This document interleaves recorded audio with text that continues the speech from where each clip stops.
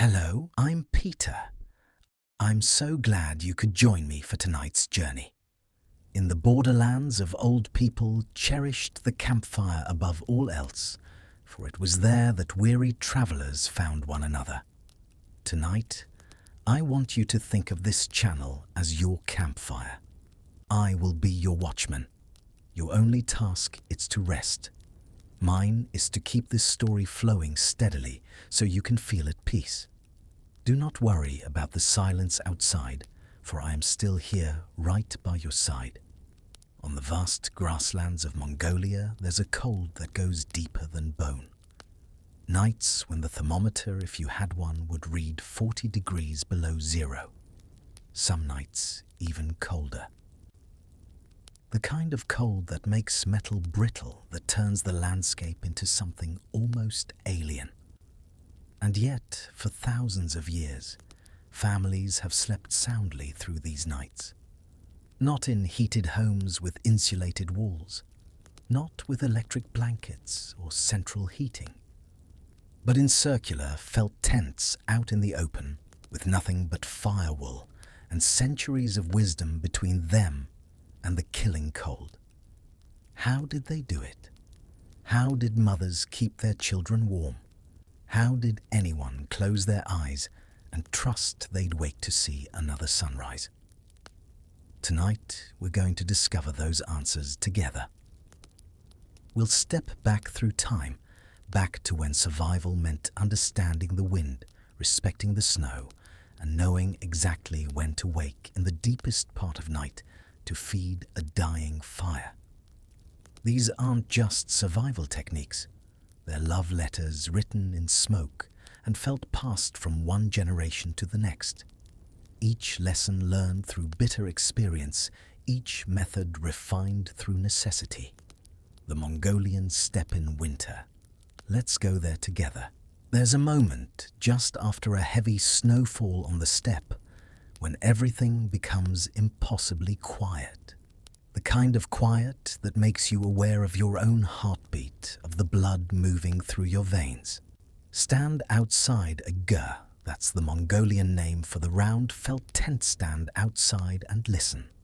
The wind has paused, the animals are still, and the snow, fresh and deep, muffles every sound until the world feels wrapped in cotton.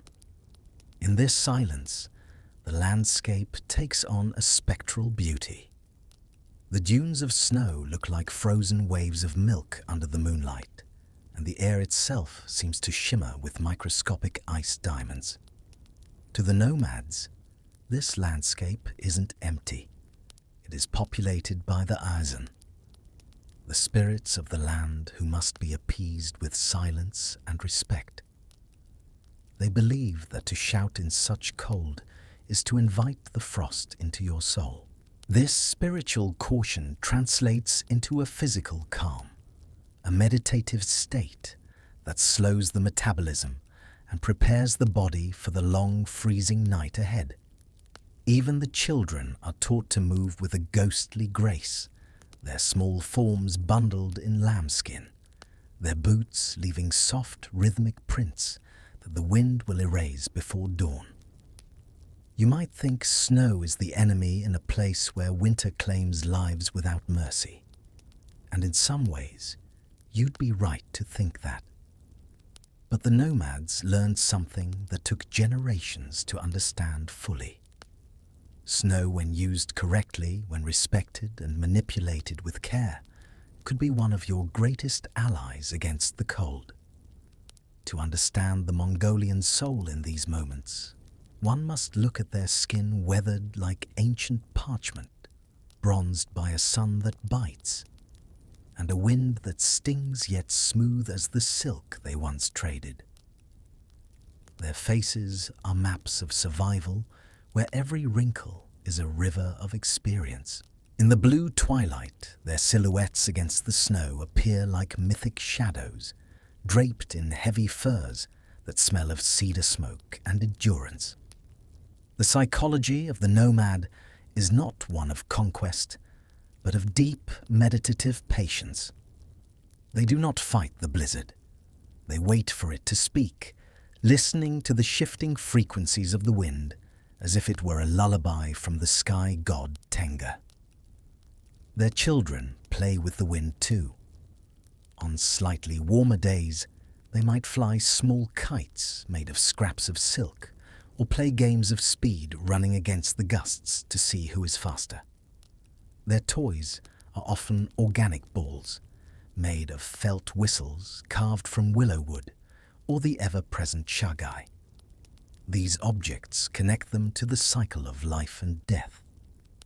A child's favorite toy might be a small horse carved by a grandfather from the wood of a sacred tree, a gift that carries the weight of lineage. This connection to the past is what gives the nomad their mental strength.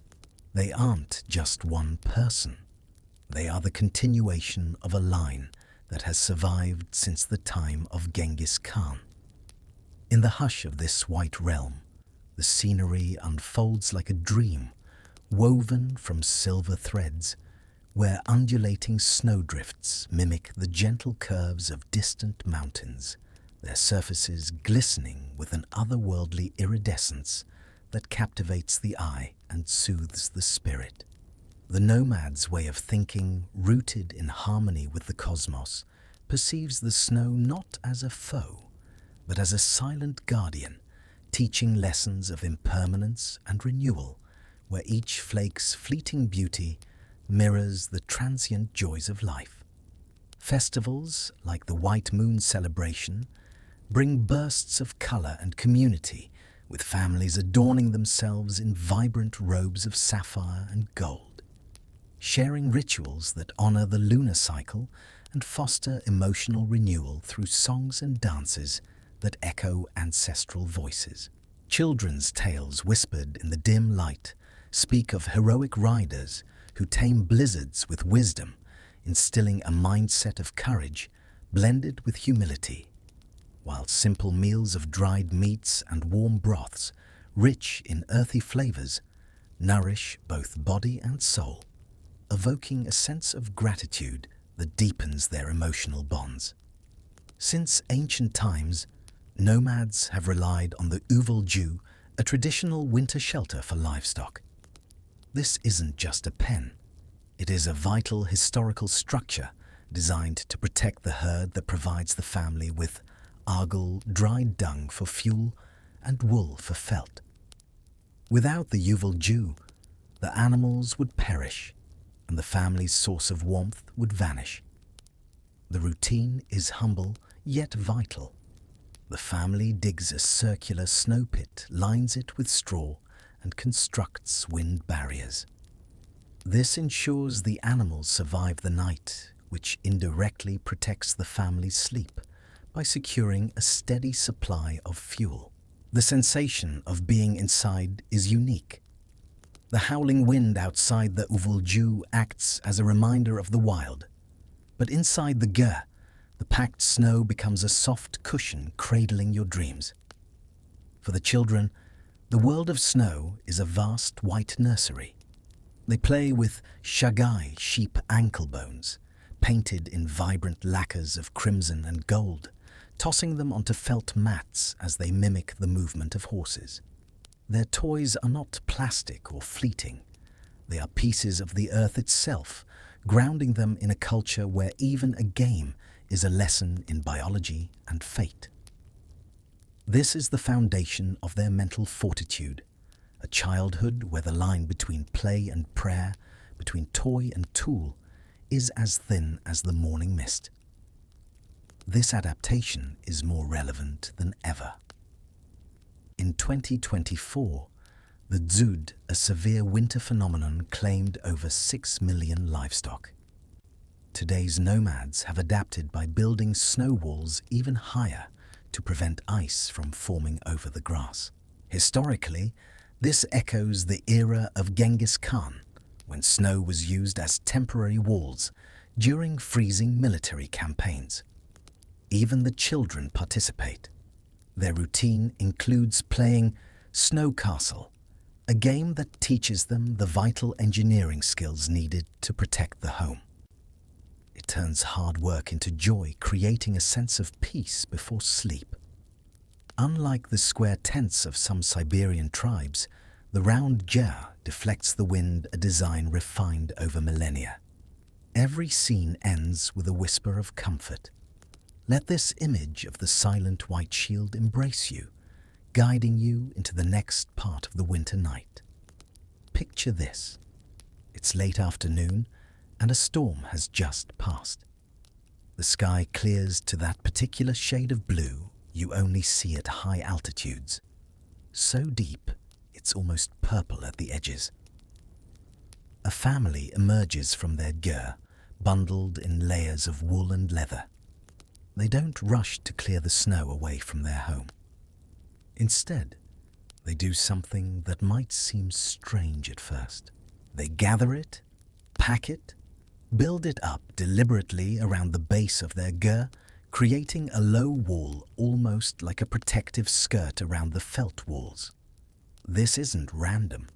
This is science understood through experience rather than equations. You see, snow is full of air pockets, tiny spaces between ice crystals where air gets trapped and held still. And still air, dead air as they sometimes call it, is one of nature's finest insulators. Those microscopic pockets create a barrier that heat cannot easily cross. The nomads discovered that a properly built snowbank around a ger's foundation could cut heat loss by nearly a third. But there's an art to it. Pack the snow too loose, and wind will whistle through it, rendering it useless. Pack it too tight, and you've essentially built a wall of ice which conducts cold rather than blocking it. The ideal snowbank is firm but not compacted, about knee height, shaped with the side of a boot or a flat piece of wood, smoothed until it forms a gentle slope from ground to felt wall. Children learn this early. A young girl, perhaps 7 or 8, watches her father work. She sees how he tests the snow first, pressing it with his palm to judge its moisture content. Too dry, and it won't hold together. Too wet, and it will form ice overnight. He shows her the correct angle, the right pressure. She tries, and her first attempt crumbles. He doesn't scold. He simply guides her hand, showing her the feel of it, the texture that's just right. Next winter, she'll remember. The winter after that, she'll teach her younger brother. This transfer of knowledge is the true inheritance of a nomad. They don't leave behind stone castles. They leave behind the skill to turn snow into a shield. It builds a mindset of resilience, a belief that no matter how hostile the environment, there is a way to dance within it. This psychological fortitude is what allows them to close their eyes at night. They aren't just betting on luck, they are trusting in the geometry of their ancestors. After a particularly fierce blizzard, some families would wake to find snow drifted halfway up the sides of their gers. While others might panic, the experienced herders would smile slightly. More insulation, free protection delivered by the very storm that threatened them. They'd simply clear the entrance, ensure the snow hadn't blocked their chimney opening at the top, and settle back inside, knowing they'd be warmer that night than the night before. There's a subtlety here that's easy to miss. The snow doesn't just provide insulation at the walls, it changes the ground itself. The bare earth beneath a ger can radiate cold upward, stealing heat from the floor, making feet ache and sleep difficult. But snow on the surrounding ground acts like a blanket over the earth, preventing that deep ground cold from spreading. The air temperature inside the GE might only rise by a few degrees. But those few degrees, when you're fighting temperatures 40 below zero, those few degrees are the difference between sleep and suffering. some of the old herders, the ones whose faces are creased like old leather from decades under the sun and wind. They can read snow like you might read a book. They'll walk around their camp after a storm and know just by looking where the cold will hit hardest that night. They'll see how the wind has shaped the drifts, which side is windward, which is protected. And they'll adjust, perhaps move a snowbank slightly, perhaps clear a path for morning, perhaps simply nod, satisfied that nature has done half the work for them. In the deepest part of winter, when the snow has been on the ground for months, it undergoes a transformation. The surface crystals melt slightly during the few hours of weak sunlight, then refreeze when the sun dips low. Over time, this creates a crust, a hard shell over softer snow beneath. This crust becomes another gift. It reflects what little sunlight there is, bouncing it back toward the gur, rather than absorbing it into the ground. And at night, it helps prevent the warmer air near the ground from escaping upward into the frozen sky. There's a particular sound snow makes when you walk on it at 40 below. A squeak, almost like styrofoam being compressed. The ice crystals are so cold and brittle that they fracture under your weight, creating that distinctive sound. Nomad children would sometimes play games, seeing who could make the snow squeak loudest. But they'd always stay within sight of the gur. In winter, on the steppe, getting lost even for a few minutes, even 100 yards from home, could be fatal. The relationship between nomads and snow is complex, respectful. They never curse, it never wish it gone entirely, because they know that in spring, that snow will melt and feed the grasslands. The cycle is sacred. The snow that protects them in January will become the water that grows the grass in May, that feeds the animals in summer, that provides meat and milk and wool for the next winter. Everything connects. Everything has purpose.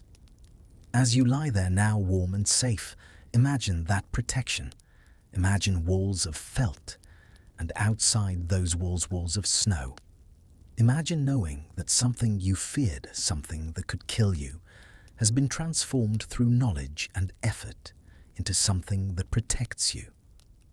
There's a peace in that, a deep satisfaction in working with nature rather than against it. The snow on the Mongolian steppe doesn't fall gently like it might where you live.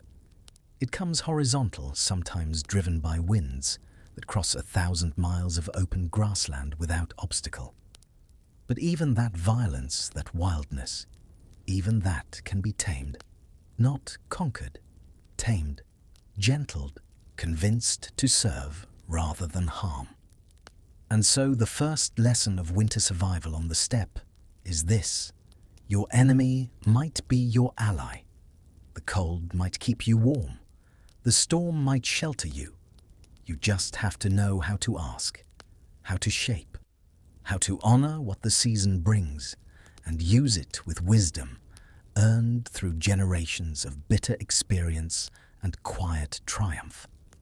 As the snow cloaks the world in its velvet hush, envision the nomads' figures gliding through this ethereal veil, their olive-toned skin flushed with the bite of frost eyes, like polished obsidian capturing the subtle play of light on crystalline fields. Their clothing, heavy robes of layered wool in shades of muted terracotta and indigo, sways with the hypnotic rhythm, each fold a testament to centuries of adaptation that cradles their forms in protective elegance. In the depths of their minds, a profound serenity reigns, where solitude breeds introspection, turning the endless white into a canvas for inner visions of ancestral strength and future blooms, nurturing an emotional life rich with unspoken tenderness. A quiet hug after a long day, or a shared glance that conveys volumes of devotion.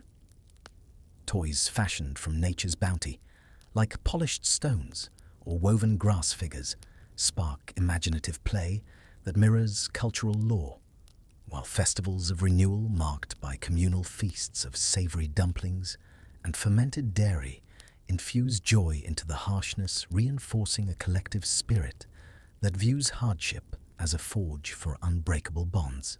In the exact center of every ger, there stands a cast iron stove, not pushed to the side, not in a corner, precisely in the middle where a compass might point to its own center. This placement isn't tradition for tradition's sake. It's geometry in service of survival. Inside, the atmosphere is heavy with the scent of argol dried dung fuel, which gives off a smell that is earthy, slightly sweet, and deeply comforting to those who know it. To a stranger, it is the smell of a farm. To a nomad, it is the smell of life. The stove, or zoo, is treated with almost religious reverence. It is the heart of the home, and its fire is seen as a living entity. You do not throw trash into the zoo. You do not step over its legs. To do so is to insult the fire spirits who keep the frost at bay. The orange glow of the embers paints the felt walls in shades of amber and gold, creating a sanctuary that feels miles away from the howling void outside. The hospitality of the nomads is as intense as the cold. If a traveler arrives at the door in the dead of winter, the welcome is immediate and absolute. There is no knock, only a call of "Nohoi Koryo," hold the dog. The guest is ushered to the koimo, the place of honor at the back of the ger. Before any questions are asked, a bowl of sute tsai, salty milk tea, is placed in their hands. The steam carries the richness of yak milk and the sharp tang of salt, warming the guest from the inside out. They might be served borts, meat that has been air-dried until it is as hard as wood, then shredded into boiling water. It is a meal of pure efficiency, providing the dense calories needed to maintain body heat. In this moment, the stranger is no longer a stranger. They are part of the family's survival circle. This culture of hospitality is a psychological necessity. In a land where nature tries to kill you, humans must be exceptionally kind to each other. Close your eyes for a moment and picture this. A cylinder of iron black with use and age, standing on 4 short legs, maybe 2 feet tall, with a round opening at the front where fuel goes in, and a chimney pipe rising straight up through the peak of the ger's roof. Around it, in a careful radius, the family's life arranges itself. The beds, the storage chests, the small altar with its photos and offerings. Everything oriented around this one source of heat. The zoo is more than a heater. It is the altar of the home. As the argol burns, it releases a scent that is intoxicatingly primal, an earthy, toasted aroma that clings to the heavy wool tapestries. The interior of the ger at night becomes a theatre of amber light. You see the elders sitting in quiet contemplation, their eyes reflecting the dancing flames, practicing a form of inner heat or psychological centering that keeps their heart rate steady. Their thoughts are long and circular, mirroring the shape of their home, avoiding the jagged, anxious edges of modern thinking. The heart of the home is the zoo. While many imagine ancient stone hearths, the iron stove became a staple in the 19th century through Russian influence. Before that, nomads built stone stoves to burn argol.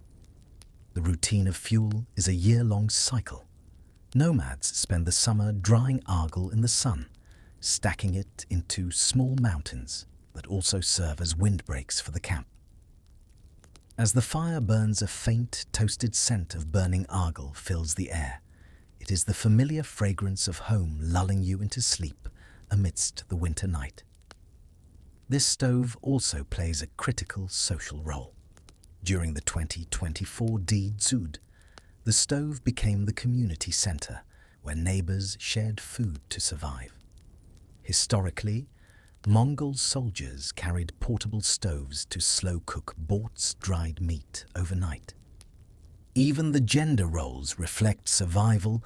Women typically tend the fire in the early night, while men take the late watch, a balance that ensures the flame never dies. Before bed, many still follow the ancient recipe of drinking warm tea with yak butter, a 13th century tradition to keep the internal body temperature high. Hospitality here is a sacred law, a survival pact written in salt and fat. A stranger arriving at the door in a 40-degree storm is not a guest, but a brother returned from the brink. They are immediately ushered to the place of honor, their frost-bitten hands wrapped around a bowl of banchtai tsai, milk tea with dumplings. The steam rises, carrying the richness of yak butter and the sharp tang of fermented mare's milk. The food is dense, designed to fuel the internal furnace. It is a cuisine of necessity where fat is life and sugar is a distant memory of summer. To eat here is to participate in a ritual of communal defiance against the void outside. Let this steady, rhythmic glow warm your thoughts as you drift further into the stillness. The stove is called a zoo in Mongolian, but it might as well be called the heart, because that's what it is. The heart that keeps the body of the home alive. The pulse that beats through the coldest nights. Without it, the gyr becomes a tomb of felt within an hour. With it, even when the world outside is frozen into immobility, there's warmth enough for life. But fire is hungry. Fire wants to burn bright and hot and fast, consuming everything quickly, giving a burst of heat and then dying. And that's exactly what you cannot allow to happen in a Mongolian winter. You need fire that burns patient, fire that understands it's in this for the long, dark hours. Fire that gives its warmth slowly, steadily, like a friend holding your hand, rather than a stranger's brief embrace. The fuel makes all the difference. In a land with few trees, wood is precious, saved for emergencies or special occasions. Instead, the nomads burn argal, dried dung, primarily from cattle horses and yaks gathered throughout the summer, and autumn dried in the sun and wind until it becomes light and brittle, stacked in enormous piles near the GER, covered with old felt to keep it dry. If you've never seen argal burn, you might imagine it as primitive, somehow lesser than wood.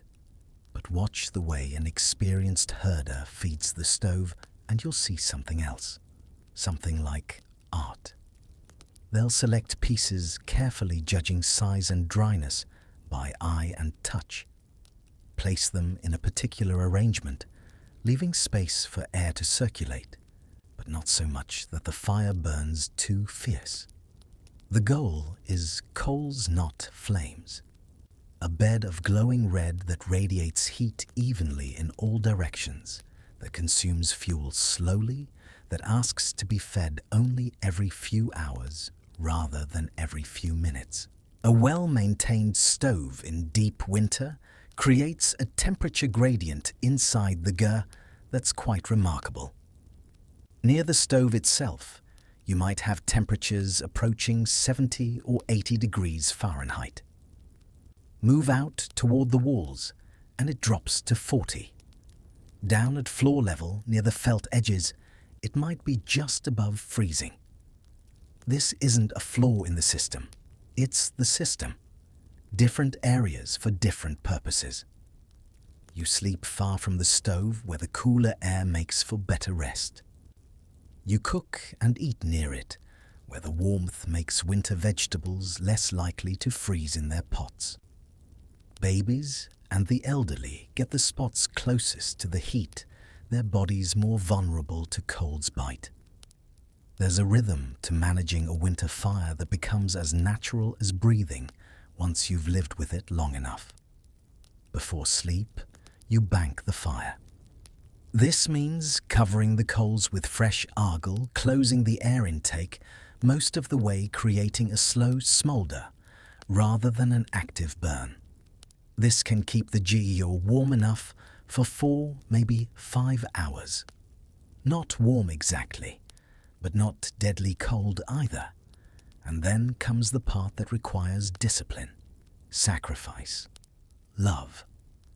Somewhere in the deepest part of night, usually between 3 and 4 in the morning, when the outside temperature has dropped to its lowest point, and the inside of the ger has cooled to uncomfortable, someone must wake. Not with an alarm. Alarms are for people with electricity. No, you develop an internal clock. Your body learns to rouse itself. Perhaps it's the subtle drop in temperature that penetrates even sleep. Perhaps it's simply habit so deeply ingrained it becomes instinct. The person who wakes, usually a parent or grandparent, doesn't leap up. That would be foolish. The cold waiting outside the bed covers would be a shock, possibly dangerous. Instead, they ease up slowly, keeping their traditional robe wrapped tight. They might keep their legs under the blankets for another moment, gathering themselves. Then, moving like someone underwater, they reach for the poker beside the stove. Stir the coals back to life, add more fuel, adjust the air intake, and wait just long enough to ensure the fire catches properly. This isn't complained about. This isn't resented. This is simply what love looks like on a winter night in Mongolia. The mother who wakes to tend the fire doesn't see herself as a martyr. She sees herself as doing what must be done, the same way her mother did, the same way her daughter will. It's the thread that holds the fabric together, the unseen work that makes survival look easy from the outside. Sometimes in the very coldest snaps, when the temperature outside drops below 50, below 01, feeding isn't enough.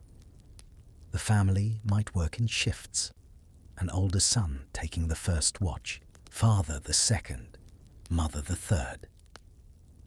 By the time the eastern sky begins to pale, the last person to tend, the fire will have added enough fuel to bring the ger back to something approaching comfortable by the time everyone wakes. The smoke from the stove rises straight up through the chimney, through the tuno, that circular opening at the top of the ger. On very cold mornings, you can see these smoke columns rising from every ger in a winter camp, perfectly vertical in the still air, until they reach a certain height, and then spread out, creating a low ceiling of smoke that hangs over the whole settlement. It's oddly beautiful. Each column a sign of life. Each household announcing without words that they've made it through another night. The stove also serves purposes beyond heat. In the morning, the first thing placed on its surface is a battered metal kettle for tea. Sute tsai, salty milk tea, made with brick tea that's been compressed so tightly it has to be broken apart with a knife, combined with milk from the morning milking, seasoned with salt and sometimes a little butter or fat. This tea is calories, warmth from the inside out. The first cup of the day can feel like it reaches all the way to your toes, spreading heat through your core before you have to face the work outside. Some families hang a small pot on a hook above the stove, keeping a perpetual stew going throughout the winter, adding meat when they have it, bones for broth when they don't, frozen vegetables when available. This pot never fully empties. It's always ready, always there. A backup plan if someone comes in from outside dangerously cold, needing warm food immediately. There's a social contract around the stove too. Children learn young never to bump it, never to play too roughly nearby. The stove can burn, yes, but more importantly, disrupting the stove means disrupting everyone's warmth. It's treated with a respect that borders on reverence. Strangers entering the GE know to never walk between the stove and the door, never to step over its legs, never to spit into it or throw trash into its flames. These aren't superstitions, though they may have started as such. They're practical. They keep the heart of the home functioning. The iron of the stove itself has been heated and cooled so many thousands of times over the years that it's seasoned almost like a cast iron pan. The inside develops a coating of carbon and minerals from the fuel that actually improves its heat retention. An old stove is better than a new one. It's had time to learn its job. On the coldest nights, when even the snow whistle stops because the air is too frozen to carry sound, when the stars overhead look like chips of ice scattered across black, felt the glow from the stove becomes more than just heat. It becomes hope, light pushing back darkness, warmth defying cold, life refusing to surrender to winter's demand for stillness and death. And as you drift towards sleep, now imagine that glow, that patient, enduring warmth, not flashy, not dramatic, just there, constant, reliable, the kind of warmth that doesn't promise luxury but promises enough. Enough to see another dawn, enough to try again tomorrow, enough to survive with grace and pass that knowledge to the next generation. The stove at the center of the gear, the heart that never stops beating as long as someone remembers to feed it. Bathed in the stove's mesmerizing golden haze, the interior transforms into a sanctuary of flickering shadows where the air shimmers with warmth that beckons like a siren's call, drawing the family into its hypnotic embrace. The nomad's skin, a warm, tawny hue, tempered by the elements, gleams softly under this light, their expressions serene yet profound, revealing a psychology of steadfast endurance where each crackle of the flame reinforces a collective will to persevere, turning potential despair into quiet triumph. Their garments robes of plush sheepskin in hues of deep maroon and soft grey drape, elegantly providing not just physical shelter, but emotional solace as the act of sharing a meal around the stove. Perhaps hearty noodles boiled in rich bone broth fosters intimate connections, whispers of affection exchanged in glances and gentle touches. Children's toys, such as carved wooden animals or bone dice, scatter near the warmth-inspiring games that blend play with lessons of strategy and fate. While cultural festivals like the Lunar New Year bring vibrant gatherings with songs and dances that celebrate life's cycles, nourishing the spirit with a sense of belonging that makes the cold outside feel distant and conquerable. Wind on the steppe isn't like wind elsewhere. It doesn't come and go. It doesn't take breaks. It's a presence, a constant companion, sometimes gentle, often harsh, but always there. The nomad's thinking process regarding the wind is almost supernatural. They don't just feel the wind, they listen to its song. Each direction has a personality. The north wind is a hungry wolf looking for a way through the veldt. The west wind is a weary traveler bringing news of distant storms. This animistic worldview, the belief that the wind has a soul, helps them cope with the terror of a blizzard. Instead of fighting a chaotic force, they are interacting with a powerful spirit. This mindset reduces the panic of isolation. They believe that if your heart is calm, the wind cannot find a way in. This is why, even during the most violent storms, the atmosphere inside a gyr remains remarkably serene. People speak in low voices, tell ancient stories of heroes like Jangar or Kankarangwi, and focus on the rhythmic sound of the wind, turning it into a backdrop for meditation rather than a source of anxiety. Stand in the open during winter, and within minutes you'll understand why the nomads consider wind their most dangerous adversary. Not the cold by itself, the wind. Because wind steals heat faster than still air ever could. The landscape is a haunting masterpiece of indigo and bone white. Beneath the pale moon, the frozen ridges look like the spines of sleeping dragons. The nomads view this scenery with a mixture of awe and clinical precision. Their visual culture is reflected in the intricate patterns of their zulan, the soft embroidery on their boots and collars, which mimic the flowing curves of the wind and the protective horns of the ram. Even their clothing is a psychological armor. The high collar of the sheepskin deal protects the carotid artery, while the long sleeves act as temporary gloves, a design perfected over 8 centuries of trial and error. The physics are simple but merciless.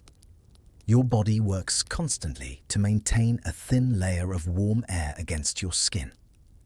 This boundary layer is your first defense against cold. But wind strips it away, replaces it with fresh cold air, over and over, forcing your body to work harder, burn more energy, fight a battle it cannot win indefinitely. Wind chill isn't just a number on a weather report here. It's the difference between making it home or not. So the nomads learned to work with geography itself, to read the land the way a sailor reads water, to understand that not all parts of the steppe are equal when winter comes. Some places offer protection, others offer exposure and death.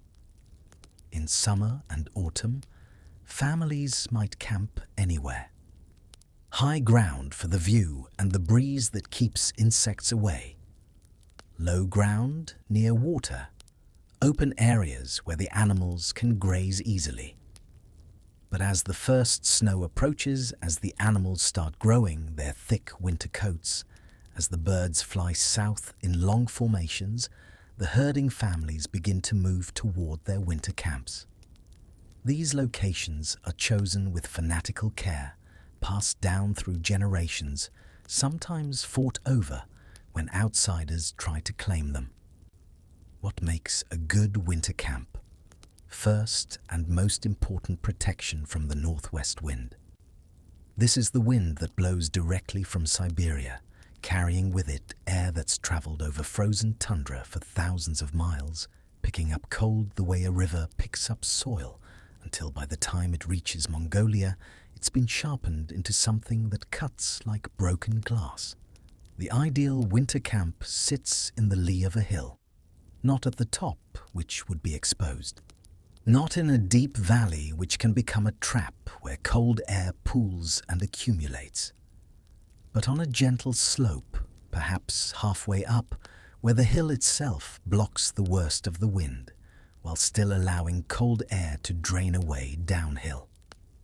The gyr doors always face south or southeast, turning their backs to that Siberian wind, welcoming, instead, what weak sunshine winter allows. Sometimes natural features provide shelter. A line of rocks, a bend in a usually dry riverbed. The nomads use these like a person might use a windbreak in a garden, placing their gyrs in the protected zone, where the wind's force is broken, where it loses its teeth. Watch a family setting up their winter camp, and you'll see this knowledge in action. The father doesn't just arrive and start unpacking. He walks the area, feels the wind from different directions, looks at how the snow has drifted from previous storms, studies the ground for traces of where other families camped in years past. He's reading the book of the land, and that book is written in wind and weather and hard lessons learned. Once the location is chosen, the positioning of each jur matters too. Multiple families often camp together for mutual support and company during the long isolation. Their gyrs are arranged to create further wind protection, each one breaking the force a little more for the ones behind it. The strongest structures face the wind first. The gyrs with the oldest or youngest occupants are placed in the most protected positions. There's a term the herders use, wind shadow. It's exactly what it sounds like. Just as a tree casts a shadow from the sun, a solid object casts a shadow from the wind. A calm zone, relatively speaking. The art is in maximizing your time spent in wind shadows, minimizing time spent in direct exposure. The tuno, that circular opening at the top of the gyr, presents a challenge. It cannot be sealed completely because smoke must escape, but leaving it fully open in winter would be disastrous. The solution is elegant. A piece of felt cut to fit with a rope attached that hangs down inside the gyr. By pulling or releasing this rope, the family can adjust how open the tuno is, finding the balance between letting smoke out and keeping warmth in. On the worst nights, they might close it almost entirely, accepting a slightly smokier interior in exchange for significantly better heat retention. They've learned through long practice exactly how much opening they need, and they check it, constantly adjusting as the wind outside shifts direction and strength. During a blizzard, when the wind doesn't just blow, but screams, when visibility drops to arm's length, when the cold feels like it has physical weight pressing against you, the gyr becomes an island in chaos. Inside, the family huddles, close the stove fed frequently, the felt walls bulging and relaxing with each gust. The structure holds because it's designed to flex, not resist. The wood frame bends, the felt ripples. The whole structure breathes with the storm rather than trying to stand rigid against it. Rigidity would mean destruction. Flexibility means survival. Children born into this life learn wind direction before they learn to read. They learn to feel the difference between a wind that will pass and a wind that will settle in for days. They learn which winds bring snow and which bring just cold. They learn that wind from the east sometimes brings a slight warming, while wind from the northwest means hunker down and wait. There are stories passed from elder to child about herders who didn't respect the wind, who camped in exposed locations thinking they could tough it out, who left doors facing northwest out of stubbornness or ignorance. These stories don't end well. They're cautionary tales meant to instill respect, to teach that pride has no place in winter survival. The steppe doesn't care about your courage, it only cares about your wisdom. On rare days in winter, when the wind stops completely, the silence is eerie, unnatural. Without wind, you can hear sounds from miles away. The bark of a dog, a child's laugh, the creak of a cart. These still days are almost more dangerous in their own way because they often precede the worst storms. The calm before the wind returns doubled or tripled. The relationship between the nomads and the wind is almost intimate in its understanding. They don't see it as enemy exactly, more like a force of nature that must be acknowledged, adapted to, never ignored.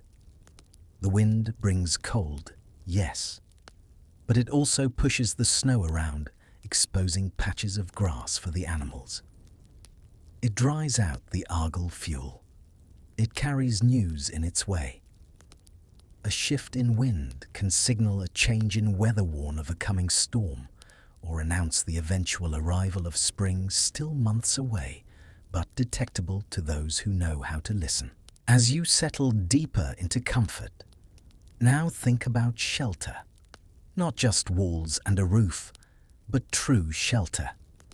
The kind that comes from understanding your environment so completely that you can turn its very dangers into protection.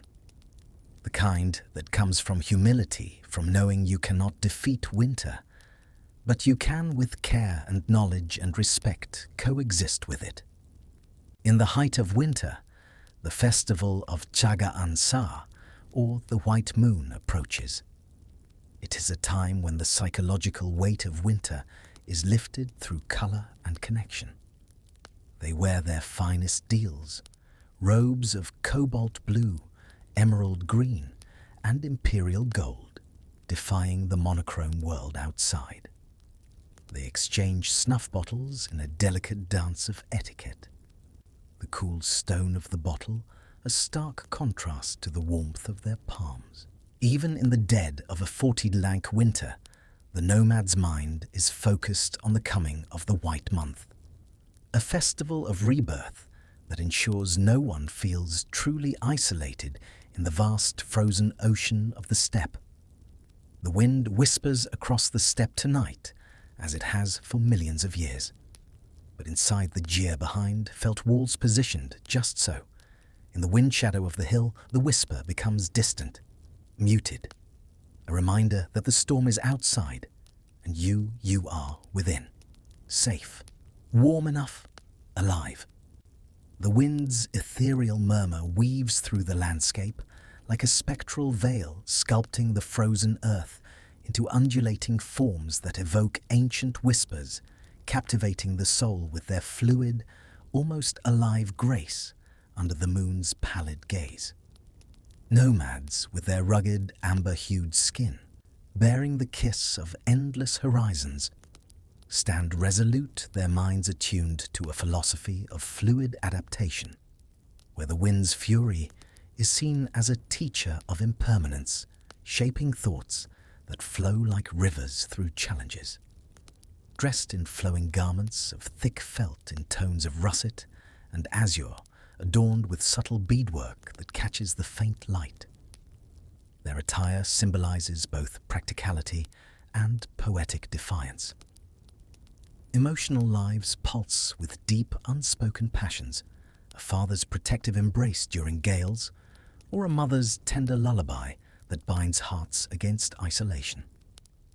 Toys like Anklebone sets foster games of chance and skill, embedding cultural values of luck and strategy, while harvest festivals erupt in joyful feasts of grilled meats and fresh cheeses, flavors that ignite memories and strengthen communal ties, reminding them that life's tempests forge enduring love. When night falls on the Mongolian steppe and the family retreats into the gyre for sleep, they don't simply lie down and pull up a blanket. Sleep itself is a carefully orchestrated event, a layered approach to staying warm that begins with the ground beneath and builds upward, each layer serving a specific purpose, each one crucial to surviving until dawn. Bedtime is a ritual of transition. The family changes out of their heavy outdoor deals and into lighter, softer ones, often made of fine wool or cotton. But even these sleeping clothes are layered. Underneath, they might wear silk, a historical secret passed down from the era of the Silk Road. Silk is remarkably efficient at trapping body heat while being incredibly light. The psychological comfort of feeling silk against the skin, even in a 40-degree winter, provides a sense of luxury and safety that is vital for deep rest. As they climb into their beds, the family creates a human puzzle, sleeping close to share body heat. The youngest children are often tucked between their parents or grandparents, held in a literal embrace of generational warmth. The deal, the traditional robe, has been the nomad's primary defense since the dawn of the Mongol Empire. Made from natural sheepskin with felt linings, it is both clothing and bedding. The sleeping routine follows a strict family hierarchy. Grandparents sleep in the center for maximum warmth, with children beside them to hear folklore before sleep. Each layer of bedding is like the arms of ancestors shielding you from the frost and bringing dreams of green spring. In modern times, especially during harsh dzuds, nomads have added layers of bear or goat skin to prevent moisture, a technique learned from historical records. A common routine involves airing out the bedding in the weak winter sun to naturally disinfect the wool. To keep blood circulating and prevent frostbite, a traditional massage with sheep fat is often performed on the feet before tucking in. Beneath the blankets, grandmothers still tell tales of Genghis Khan passing history to the next generation in the dark. These stories, like the layers of wool, wrap the children in a sense of belonging. Feel the weight of these layers heavy and warm, pulling you into a deep, restful slumber. Sleeping in a djur is an immersion in the textures of the earth. The deal, used as bedding, feels like a heavy, protective hand. For a child, being tucked in is a sensory journey. The rough texture of the wool, the velvet softness of the fur lining, and the faint, sweet smell of the mother's perfume. A mix of wild herbs and milk. Their bedtime stories are not about fairy tales, but about the Epic of Jangar, or the brave Khan Karangui tales, where heroes overcome the cold through wit and iron will. This is how the children learn that they are part of a lineage of giants, making the darkness feel not like a threat, but like a blanket of history. The floor of a djur isn't wood or tile, it's earth.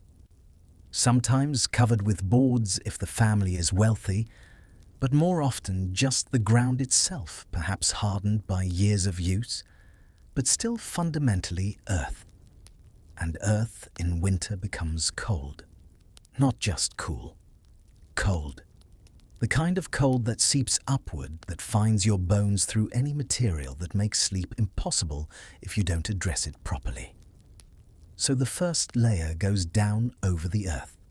Thick felt made from wool beaten and pressed until it forms a dense mat, almost like a carpet, but heavier, more substantial. This felt might be several inches thick, created over weeks of labor rolled out to cover the entire floor of the ger. Its purpose is twofold: to insulate from the ground's cold and to create a smooth surface for living. But the felt floor alone isn't enough for sleeping. Cold still rises from below, so where the family will sleep, additional layers appear. Sometimes animal skin's hair side up to trap air. Sometimes woven rugs, their patterns telling stories of the family's lineage. These create air gaps, dead spaces, where cold cannot easily penetrate, where warmth from above can accumulate and be held. Children fall asleep to the sound of kume, throat singing, or the rhythmic chanting of epics. A grandmother might hum a melody that has no words but carries the vibration of the grasslands. This auditory environment is crucial. It masks the scary cracks of the ice outside and the groans of the djur's wooden frame. It creates a psychological sound wall of safety. Their dreams are populated by the animals they tend and the stories they hear. A Mongolian child doesn't dream of fairy tale castles. They dream of the great migration of lush green grass and of the first foal born in the spring. Their subconscious is as rooted in the landscape as their waking life. The beds themselves are interesting, not soft mattresses like you might imagine. Often they're wooden frames quite low to the ground, with a platform of boards laced together. On top of this, more felt folded several times to create cushioning. Then blankets. Multiple blankets, each one adding to the insulation. Wool blankets, thick and heavy, sometimes 12 or 15 pounds worth of wool pressing down, trapping body heat beneath them. And here's something remarkable: families often sleep in their clothes. Not just undergarments, but the full deal, that long robe that serves as coat and blanket both. Sometimes they'll remove the outer layer if it's damp, but generally they sleep clothed. This does several things. It means if someone needs to tend the fire in the night, they're already dressed, losing minimal warmth in the transition from bed to action. It also means their body heat warms the clothes, and those clothes then act as another layer of insulation. Children and elderly sleep nearest the stove in the warmest zone of the gur. Young adults and those in their prime sleep farther out where the temperature is lower. This isn't cruelty, it's logic. Those with the most robust metabolisms can handle the colder areas.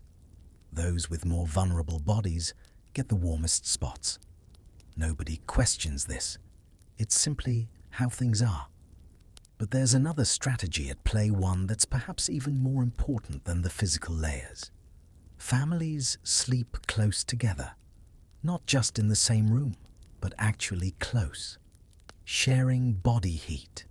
A mother might sleep with a young child tucked against her, the child's back to her front, sharing warmth skin to skin through their clothes. Grandparents might sleep near each other, two elderly people whose individual fires burn lower, but together create enough heat to keep them both alive. This closeness isn't just practical, it's comforting. In the deep dark of a Mongolian winter night, when the wind howls and the cold presses against the felt walls like something alive and malicious, there's profound reassurance in feeling another human being breathing beside you. Knowing you're not alone. Knowing that if something goes wrong, if the fire dies or illness strikes, there's help within arm's reach. The blankets themselves have history woven into them. That wool came from sheep the family herded all year. It was sheared in spring, cleaned in summer, spun in autumn, woven or felted before winter came. There's an intimacy in sleeping under something you helped create, something that came from animals you knew by sight, that your own hands helped transform from fleece to finished product. You trust it more than you'd trust something bought from a stranger. During the day, these bedding layers are rolled up, tucked away, or hung over ropes stretched across the jeer to air out. Because breath creates moisture. Bodies create sweat even in cold weather. And moisture in bedding is dangerous. Wet wool loses much of its insulating property. Worse, that moisture can freeze, turning your blankets into stiff, cold sheets that do more harm than good. So on any day that provides a hint of sun and temperatures above freezing, even if just barely, you'll see families outside draping their felts and blankets over ropes and bushes, letting what weak sunlight exists drive out the moisture. They'll beat the felts with sticks, fluffing the wool fibers back to fullness, creating more of those crucial air pockets that trap warmth. At night before sleep, there's a routine. Check the stove, make sure it's properly banked. Make sure the tonneau isn't open too wide. Make sure the door is secured. Then the family climbs into their beds, pulls up the layers, and waits for body heat to begin accumulating in the cocoon of wool and felt. The first few minutes are often the coldest. Your body hasn't yet warmed the space between you and the blankets. You might shiver. Your teeth might chatter. This is normal, expected. You don't fight it. You curl up slightly, making yourself smaller, reducing surface area, and you wait. Gradually, slowly warmth begins to bloom. Your core temperature starts transferring to the air trapped against your skin. The wool begins to do its work, holding that warmth in place rather than letting it escape. After 10 minutes, 15, the shivers stop. After 20 minutes, you might actually feel comfortable. After half an hour, you might even feel warm. Not hot, but warm enough. And in a Mongolian winter, warm enough is a luxury. Sleep, when it comes, is deep. The kind of sleep that comes from physical exhaustion, from working all day in the cold, from bodies that need genuine rest to recover. But it's also light in a way, especially for the adults. There's always a part of the mind listening for changes, for the sound of the wind shifting direction, for unusual noises from the animals outside, for the feeling of the jar getting too cold, signaling that the fire needs tending. Dreams in these conditions are often vivid. Perhaps it's the slight lack of oxygen from being under so many layers. Perhaps it's the cold itself, keeping you not quite as deeply asleep as you might be in a heated home. People report dreams of summer, of green grass and warm sun. Dreams of plenty of fat sheep and full storage chests. The mind escapes to places the body cannot yet go. Morning comes slowly, announced first by a change in the quality of darkness, then by sounds. The person who woke last to tend the fire is usually first up, adding fuel to bring the heat back before others wake. They move quietly, trying not to disturb the still sleeping family, but gradually the sounds of morning life tea water heating, the rustle of someone dressing, brings everyone else to waking. Emerging from the layers is its own process. The air outside the blankets is shockingly cold compared to the nest you've been in all night. You don't leap out. You ease out, keeping a blanket wrapped around shoulders, moving closer to the stove, before fully committing to being awake. It's a gentle transition necessary to avoid shocking the body from one extreme temperature to another. The youngest children sometimes cry when they wake, protesting the cold air on their faces after the warmth of sleeping curled against mother or grandmother. They're soothed with soft words, with promises of warm tea, with being wrapped in an extra layer before their feet touch the cold floor. No one is rushed. Everyone understands that waking in winter is harder than waking in summer, and allowances are made. As you rest there, now comfortable in your own bed, consider these layers, not just of fabric and wool, but of care, of knowledge, of family looking after family, of generations of people figuring out one cold night at a time how to create warmth and safety with only the simplest materials. Consider the patience it requires, the attention to small details, the willingness to do what must be done, even when it's uncomfortable or inconvenient.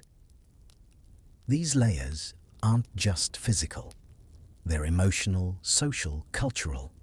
They're the accumulation of thousands of years of human beings refusing to give up, refusing to let winter win, finding ways to not just survive, but to sleep peacefully, to rest deeply, to wake ready for another day. And in that refusal, in that determination, there's something beautiful, something worth carrying with you into your own sleep tonight. Enveloped in layers that caress like whispered secrets, the jeer's interior becomes a cocoon of tantalizing textures, where the soft, yielding wool invites surrender, its subtle sense of earth and smoke, evoking a primal allure that lulls the senses into tranquil repose. The nomad's complexions, a rich caramel warmed by inner fires, betray a psychology of layered defenses, where vulnerability is shielded by rituals that cultivate inner peace, viewing each blanket as a metaphor for life's protective veils. Their apparel, multi-tiered tunics in earthy ochres and subtle greens, flows with an elegant grace, each fold a canvas for emotional expression, a shared blanket during storytelling sessions that deepens familial love through proximity and warmth. Toys crafted from soft hides or knotted cords encourage imaginative escapades, blending play with tales of legendary wanderers that shape young minds to embrace uncertainty with wonder. Amid seasonal rites like gatherings for moonlit feasts of buttery pastries and spiced teas, the flavors dance on the tongue, igniting shared laughter and heartfelt connections that fortify the spirit against the night's enigmatic chill. At the crown of every jur, where the wooden ribs converge like petals around a center, there's a circular opening called the tuno.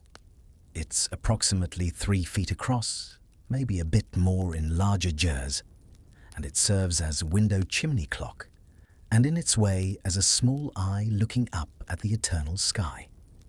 The tuno is more than a window. It is a spiritual gateway to Tenga, the eternal blue sky. To look up through the tuno at night is to see the universe framed in wood. The stars are so bright in the dry air that they don't just twinkle, they pulse. The nomads believe that the stars are the eyes of their ancestors watching over them. This belief turns the vast cold sky from a source of dread into a source of comfort. They are never truly alone. The psychology of the tuno is about connection. It reminds the family that even when the door is barred and the snow is high, they are still connected to the infinite. Before the final sleep, a father might look up and name the constellations, the 7 gods, the Big Dipper, or the 3 stags Orion. This mapping of the sky is a way of claiming the cosmos, of making the terrifying scale of the universe feel like home. Historically, shamanic traditions used the tuno to observe the stars and predict the weather. The routine before bed involves adjusting the felt nap to let just enough moonlight in, creating a soft silvery glow that acts as a nightlight. During high winds, the tuno is lashed down with heavy ropes, a vital maintenance task. The sensation of looking up is humbling through the tuno's stars sparkle like diamonds on a black velvet sky, a reminder of eternity that brings peace to the soul. Before sleep, many offer a quiet prayer through the tuno, asking the spirits to protect them from cold-induced nightmares. It is a portal where the smoke of the hearth meets the breath of the heavens. Look up at your own internal stars and let the quiet vigil of the sky watch over you. The tuno is the jur's third eye. At night, it frames the cosmos with a precision that would make an astronomer weep. The stars are so bright, they seem to hum a shimmering vibration in the frozen ether. To the nomad, these are not just balls of gas, but the campfires of the ancestors. The psychology of the sky is central to their being. They believe that as long as they can see the stars, they are never lost. The tuno allows the stale energy of the day to rise and dissipate, while the pure cold essence of the heavens descends, purifying the air and the spirit as they sleep. The tuno isn't just a hole in the roof. It's an engineered marvel, simple in concept, but sophisticated in execution. A wooden ring beautifully crafted with slots, carved into its inner edge where the tops of the roof poles insert. This ring distributes the weight and tension of the entire roof structure, evenly allowing the jur to stand firm while remaining flexible. It's painted often in bright colors, oranges and reds and blues, with traditional patterns that speak to protection and prosperity. Before the final sleep, there is a quiet moment of reflection. They might look up at the Dalun Burkan, the Big Dipper, and calculate the exact hour of the night. Their mindset is one of total presence. They do not worry about the what-ifs of the storm.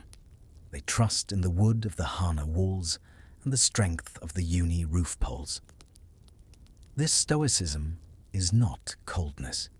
It is a refined form of courage. They know that the sky is eternal and the winter is merely a season. With this thought, they let the moonlight guide them into a sleep that is as deep and silent as the permafrost beneath them. During the day, even in winter, if the weather allows, the tonneau might be left partly or fully open. This serves multiple purposes. Obviously, smoke from the stove needs to escape. But beyond that, the tonneau is the Djur's only source of natural light.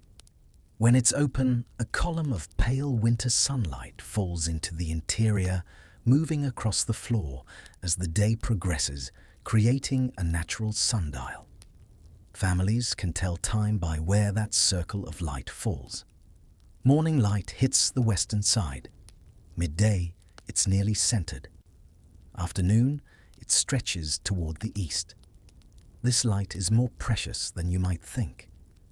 In deep winter, when the sun barely clears the horizon, when days are short and grey, that shaft of light becomes a lifeline. It's a connection to the sky, a reminder that the world outside the felt walls still exists, still functions, still moves through its cycles, regardless of how static and frozen everything feels. But when night comes, or when a blizzard approaches, the tonneau must be managed carefully. There's a cover made of felt and canvas attached to ropes that hang down inside the gur. By pulling on one rope, you close the cover, sliding it across the opening.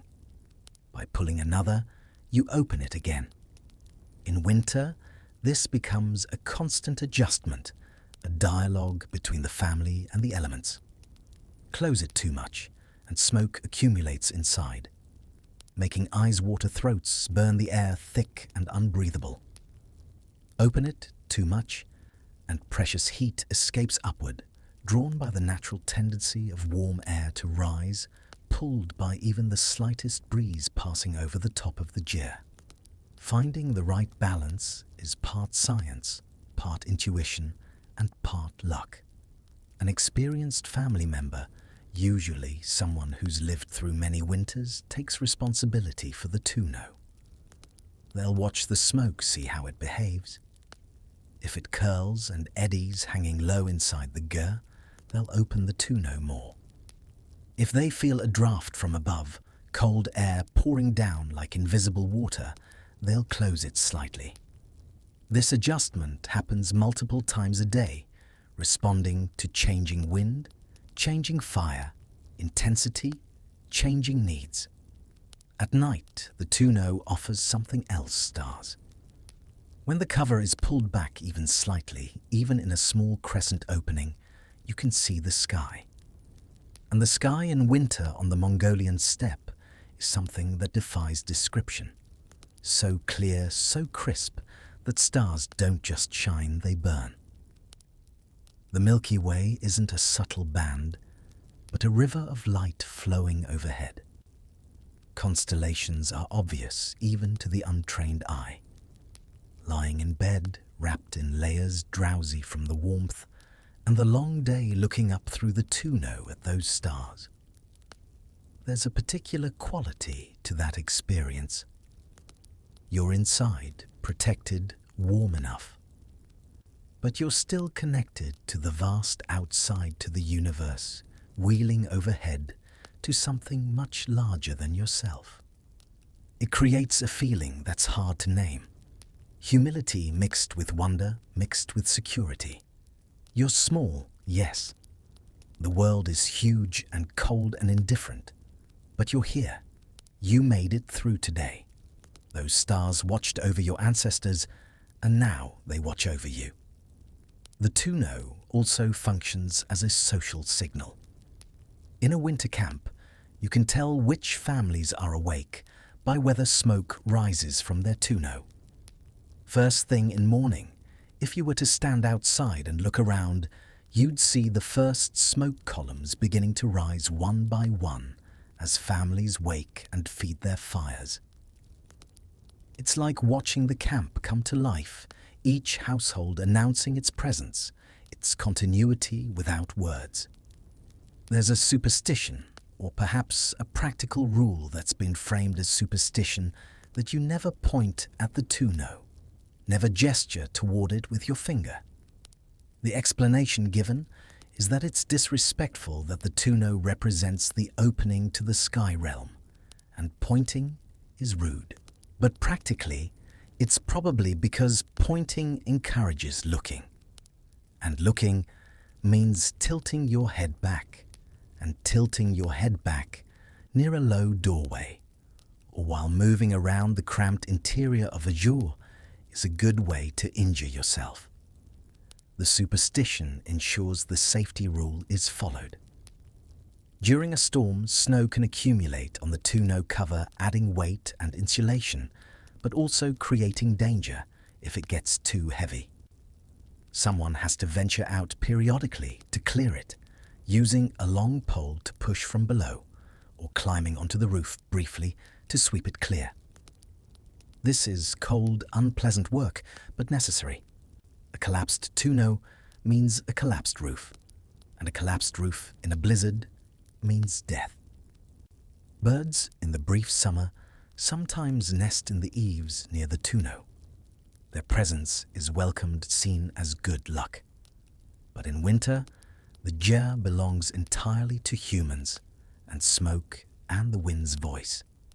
Nothing else visits. Nothing else can survive. The tuno has spiritual significance as well. In traditional Mongolian cosmology, it represents the connection between earth and sky, between the human world and the eternal. The smoke rising through it carries prayers upward, carries the essence of the family's life to be witnessed by the sky. It's the point where the mundane and the sacred meet and merge. As snow falls outside, sometimes you can watch individual flakes drift down through the tuno opening before they melt in the rising heat from the stove. They spiral slowly, almost dancing visible, only because they pass through that column of light or heat distortion. It's hypnotic. Children will sometimes lie on their backs and watch this, fascinated by the pattern, the randomness, the brief existence of each flake before it vanishes. The wooden ring of the tuno is often one of the most decorated parts of the jour. Carved with symbols, painted with care, it's a point of pride. When families dismantle their jours to move to new pastures, the tuno is handled with particular care, wrapped in soft felt, transported gently. It's not just functional, it's beautiful, it's important. Losing or damaging the tuno would be devastating, both practically and emotionally. At night, when the fire is banked and the family sleeps, the tuno becomes a quiet guardian. If the fire begins to produce too much smoke, it escapes through that opening, preventing suffocation. If the fire dies completely and the jour begins to freeze, cold air flowing down through the tuno might actually wake someone, the draft on their face signaling danger. Its passive safety system always functioning, never sleeping. And so the tuno watches, over the family below, over the fire that keeps them alive, over the balance between inside and outside, between warmth and cold, between smoke and breathable air. It's a small thing, really, a circular opening in a round tent. But like so much in this life, It's the small things carefully attended to that make the difference between survival and tragedy. As you drift now, imagine looking up.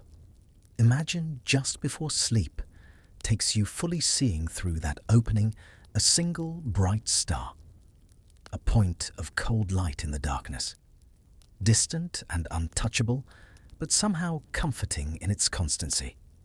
The Tuno frames it, holds it in view, a reminder that the wheel keeps turning. The seasons keep cycling, and winter, no matter how harsh, will eventually yield to spring. Not tonight, not soon, but eventually, and that's enough. Gazing through the Tuno's enchanting aperture, the night sky unfolds like a velvet tapestry embroidered with luminous jewels. Each star a beckoning mystery that stirs the soul with its timeless allure, pulling one into a trance of cosmic wonder.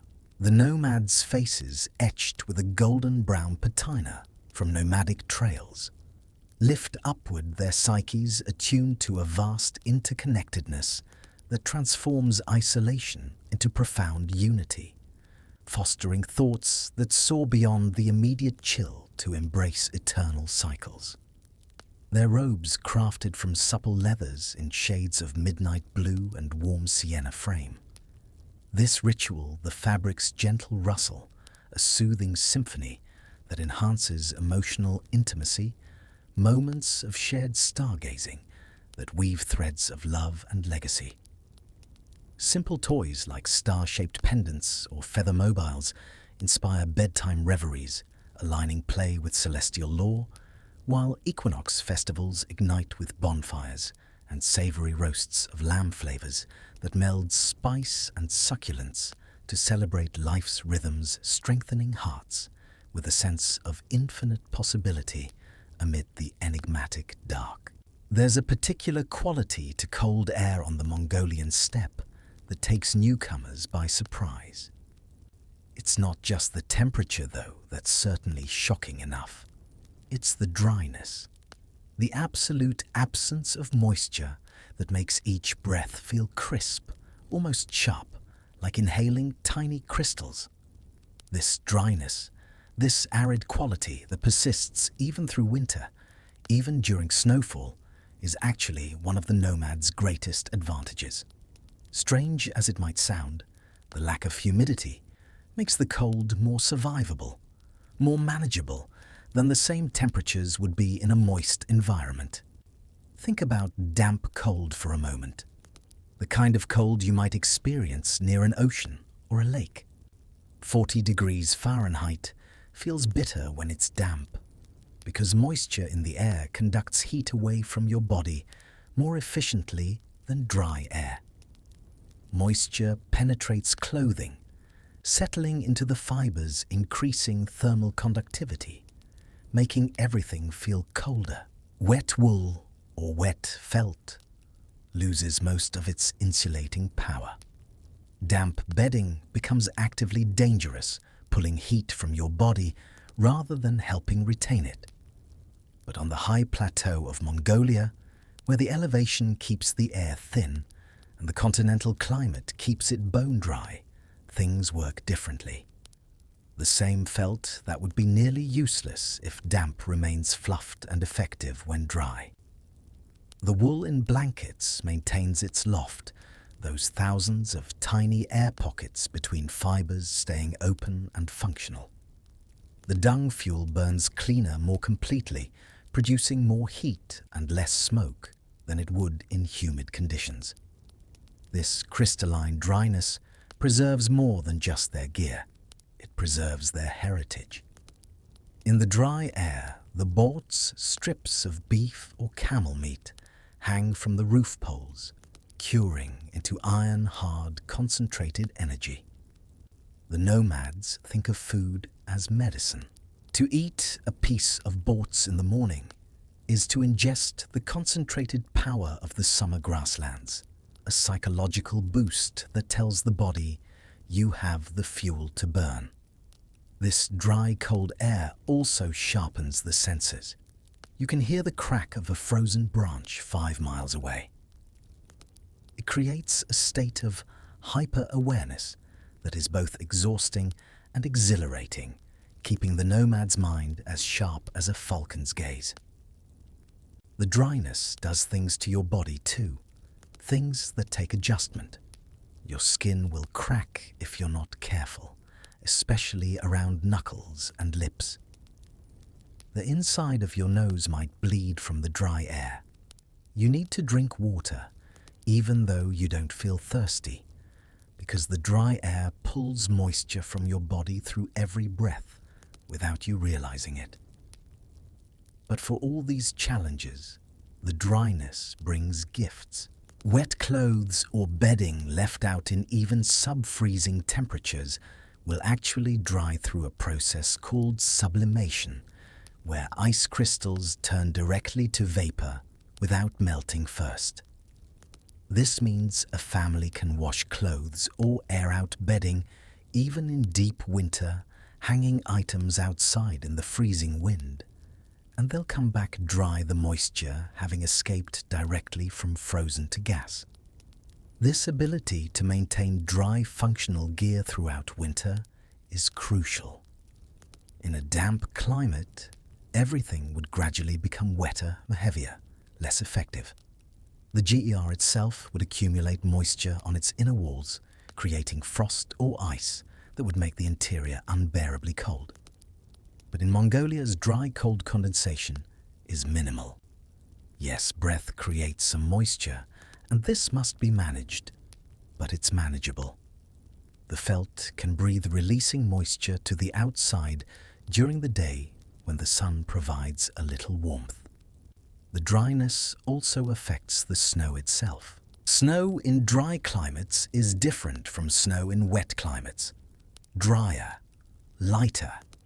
Each flake stays individual rather than clumping together. This kind of snow is easier to work with, easier to brush off, less likely to melt and refreeze into dangerous ice. When the nomads build their snowbanks around the GER's base, this dry snow is ideal, packing well enough to hold shape, but not so wet that it forms ice. Fire behaves differently in dry air too. The argol burns more consistently because there's no moisture fighting the combustion. The heat from the stove radiates more effectively through dry air than it would through humid air. Everything about the system works better because of this fundamental lack of moisture. The air hurts to breathe when you first step outside on a bitter morning. That sharpness, that instant feeling of your nasal passages contracting your lungs, almost recoiling from the shock. But nomads learn to breathe through a scarf or deal collar, pre-warming the air slightly before it enters their lungs. They learn to take smaller breaths, to not gulp air, to let their body adjust gradually to the conditions outside. There's a sound the cold, dry air makes when you move through it, a slight creak almost. The sound of air so cold it's almost solid, parting reluctantly around your body. Your footsteps crunch differently in dry cold than in wet cold. Sharper, more brittle. Each step breaking thousands of individual ice crystals that don't stick together. At night, the dryness means the sky clears quickly after any storm.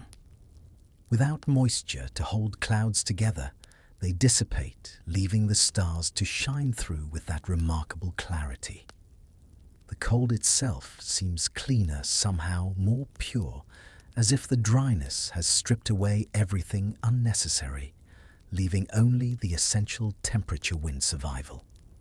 Inside, the GER families learn to balance the dryness. A pot of water might be kept near the stove, not for drinking, but for adding a little moisture to the air, preventing it from becoming so dry that breathing becomes uncomfortable or nosebleeds become constant. But this is delicate. Too much moisture and you risk condensation, frost on the inner walls. Wet felt losing its insulation. Too little and health suffers. Like everything else, It's a balance learned through experience. Elderly people often know the humidity by feel. They can tell if the air inside the GER is too dry or approaching too moist just by breathing, by how their throat feels, by subtle signs younger people might miss. And they adjust accordingly, adding a bit of water to the kettle, opening the tonneau slightly wider, making tiny changes that maintain the equilibrium. The morning ritual of checking the bedding includes checking for moisture, feeling the felt and wool with experienced hands, assessing whether it needs airing, whether condensation from night breathing has accumulated. In the dry climate, usually things are fine, but vigilance is necessary. Complacency leads to problems, and problems in winter lead to disaster. Children growing up in this environment develop a different relationship with moisture than children in wetter climates. They learn early that water, even in frozen form, must be conserved and respected. That washing is occasional, strategic, not daily. That keeping things dry is often more important than keeping them clean. It's a shift in priorities adapted to the reality of where they live. The dryness also affects food storage. Meat can be dried into borts and kept for months without spoiling, because bacteria struggle in such arid conditions. Dairy products can be preserved in ways that wouldn't work in humid environments. Even the leather and felt gear lasts longer, suffering less from mold and rot, aging gracefully rather than deteriorating rapidly. There's a cleanliness to dry cold that wet cold lacks. Snow that falls in dry conditions doesn't stick to you, doesn't seep into your clothes. It brushes off easily, leaving you relatively dry, even after being outside in a snowstorm. This means less worry about getting fatally wet, which, in extreme cold, is often more dangerous than the cold itself. As you rest now comfortable and probably in a climate nothing like the Mongolian steppe, think about this, how your environment is perfectly normal to you, but would be alien to them. How what we consider comfortable they might find strange or even dangerous. How they've adapted so completely to their world that its harshness becomes manageable, even has hidden advantages. The dry air that seems so hostile is actually a gift, making possible a lifestyle that would be impossible in a damp climate at the same temperatures. And perhaps there's a lesson there about adaptation, about finding advantages in what seems disadvantageous, about learning your environment so well that you can work with it rather than against it. The nomads didn't choose dry air any more than they chose cold, but they learned to see its benefits, to use it to survive, because of it, rather than in spite of it. That knowledge, that wisdom, it's kept them alive for thousands of years. It's kept them sleeping soundly through nights that would kill the unprepared. And tonight, it's a small gift to you, understanding that sometimes what seems harsh is actually exactly what's needed. In the crisp, parched embrace of the dry air, the steppe reveals itself as a beguiling desert of frost, where every breath carries a sparkling clarity that invigorates the spirit, drawing one into a mesmerizing realm of purified essence and subtle enchantment. The nomad's skin, a resilient bronze, polished by arid winds, mirrors their inner fortitude, a psychology that embraces scarcity as a path to clarity, where thoughts crystallize like ice, focusing on essentials and cultivating a profound appreciation for life's subtle gifts. Their attire, lightweight, yet insulating robes in pale sands and soft lavenders, whispers of elegance amid austerity, fostering emotional depth through rituals like sharing dried fruits by the fire, small acts that bloom into wellsprings of joy and connection. Toys hewn from dried reeds or leather scraps spark adventures in young hearts, teaching resourcefulness through play, while solstice celebrations feature aromatic stews of herbs and grains, their tantalizing tastes evoking harmony with the land, reinforcing a cultural ethos where the dry veil of winter unveils hidden treasures of the soul. If you asked a nomad what makes survival possible in a Mongolian winter, after they mentioned the stove, after they mentioned knowledge and family, they would almost certainly mention felt. Felt is the skin of the ger, the barrier between life inside and death outside, and understanding felt is understanding the entire system. Felt making is a communal summer festival filled with folk songs and shared labor. Historically, felt was so durable, it was used as armor against the cold since the Xiongnu period. The routine maintenance of the ger includes patching the felt with needles carved from bone, rotating the layers to ensure even wear. The ger itself can be dismantled in just 2 hours, with the felt rolled tightly for transport. The sensation is one of maternal protection. The felt embraces the ger, like a mother holding her child, creating a space where sleep arrives gently amidst the vast lonely steppe. Even the Bankha dogs, the traditional guardians of the ger, sleep against these felt walls their barks in the night, ensuring the family can sleep without fear of predators. Feel the softness of your own surroundings, wrapped in the safety of your home. The felt is the tactile soul of the ger.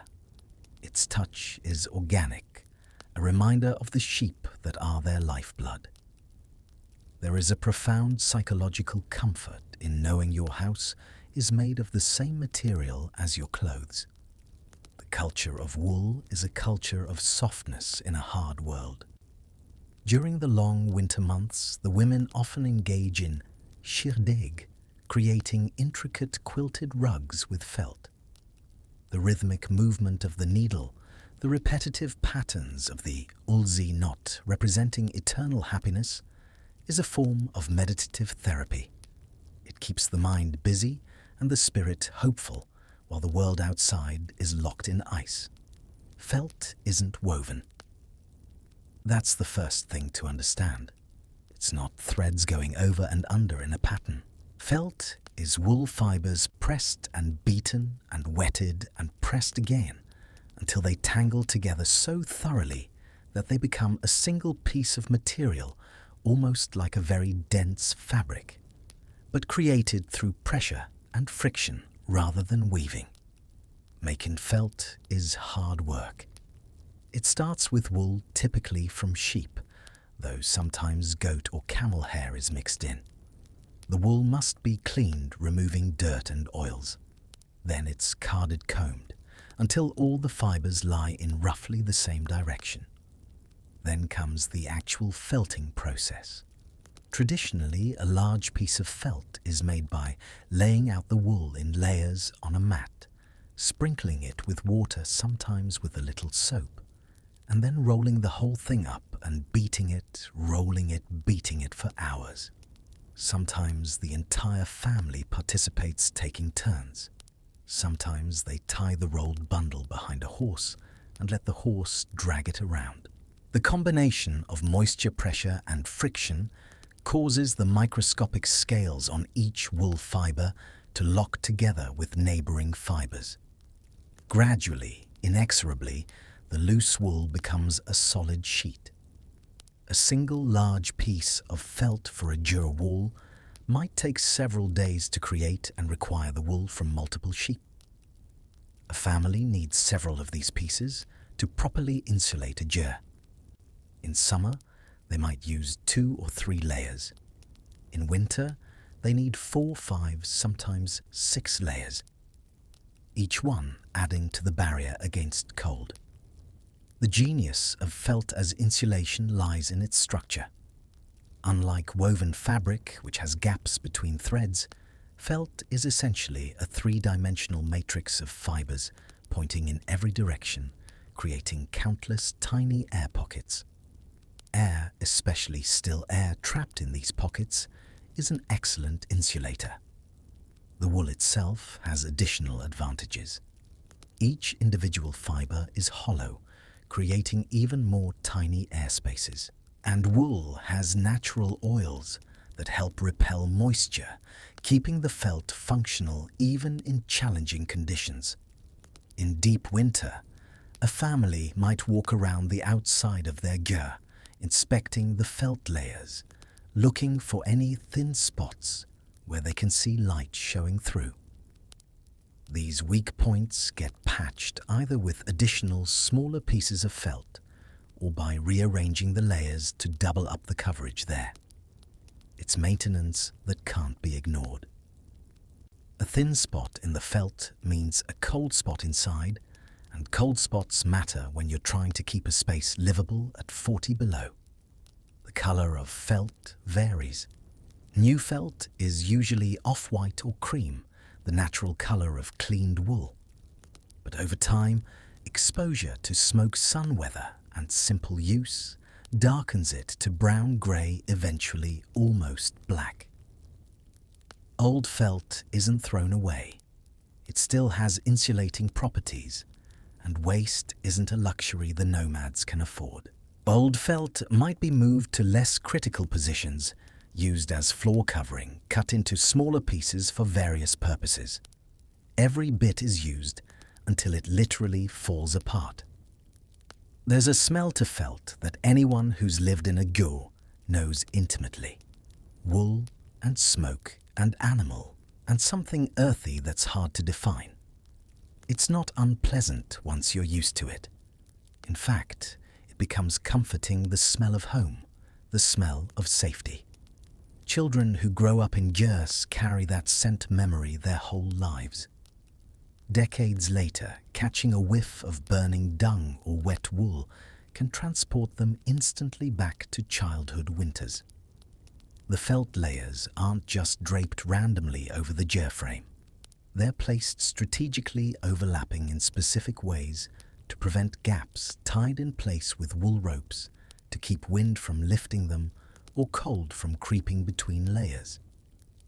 The bottom edge of the felt is sometimes tucked under the wall lattice, sometimes weighted with stones, always secured against the constant wind. In winter, families often add an outer layer of canvas or waterproof material over the felt. This serves two purposes. It protects the felt from direct exposure to snow and freezing rain, helping it last longer. And it creates an additional dead airspace between the canvas and the felt, another layer of insulation. It's the same principle as modern double-paned windows, except achieved with natural materials and accumulated wisdom. The two know that central opening has its own felt cover, thicker than elsewhere, because heat rises and will escape through the top if not properly contained. This cover can be adjusted throughout the day and night, a moving piece in the overall system responding to needs for ventilation versus heat retention. Felt also appears in bedding, as we discussed earlier, but also in clothing. A deal worn in deep winter might have felt sewn into it as a layer, or small felt pieces used to line boots to create windproof vests to protect the most vulnerable parts of the body. The material is versatile beyond just its use in the gear structure. Repairing felt is a constant task. Small tears get sewn, worn areas get patched. Sometimes new pieces must be made to replace felt that's simply too old and deteriorated to function properly. Women particularly are skilled at this work, their fingers quick with needle and thread, made from sinew or wool, their eyes trained to spot problems before they become critical. There's something almost alive about felt.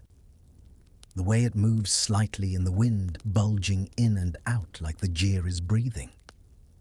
The way it responds to temperature, changes, contracting slightly when very cold, relaxing when warmed.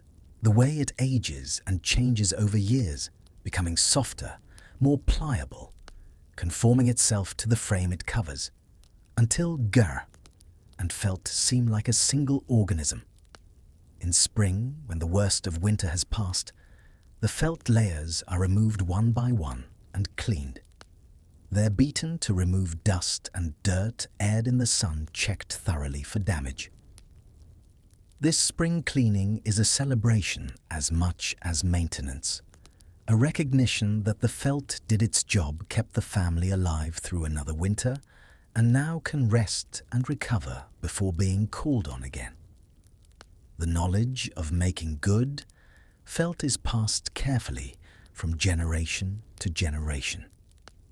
There's a technique to it, a feel for when the fibers have tangled enough, when the felt is dense enough. Make it too loose and it won't insulate properly.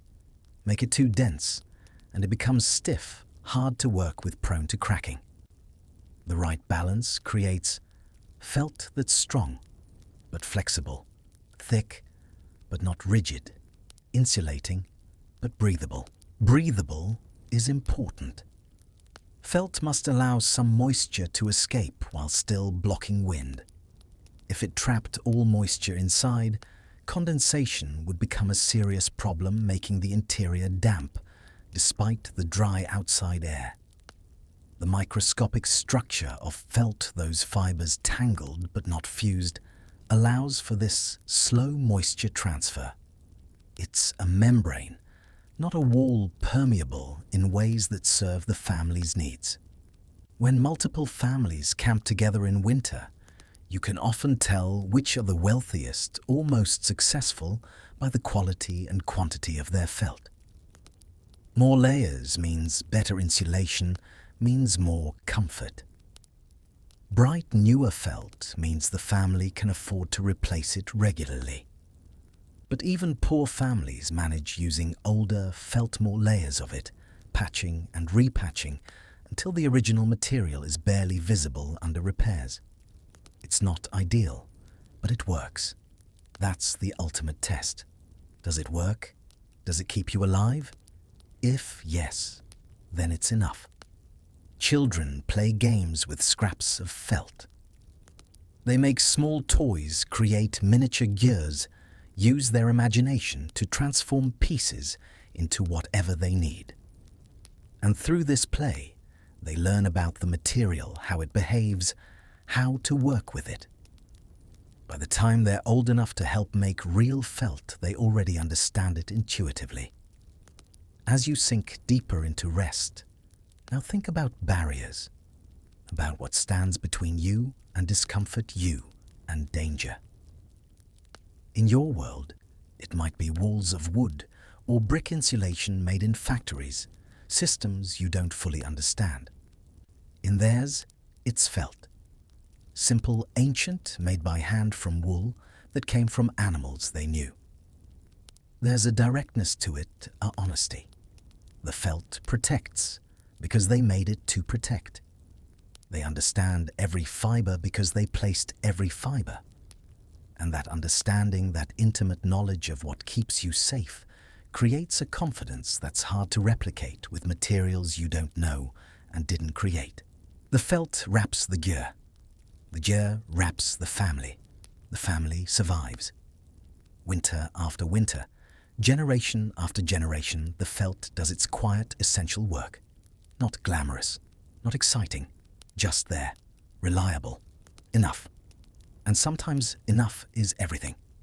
The felt's timeless wrap enfolds the gear in a seductive shroud of softness, its textured surface undulating gently like breathing skin, evoking an irresistible pull towards security and serenity in the heart of the wild.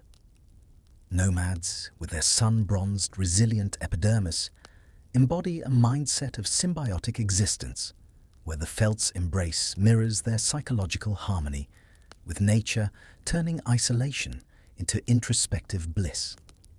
Their clothing, felt-lined coats in harmonious beiges and deep crimsons, exudes an aura of timeless grace, facilitating emotional expressions through communal crafting sessions that bond generations with threads of love and legacy.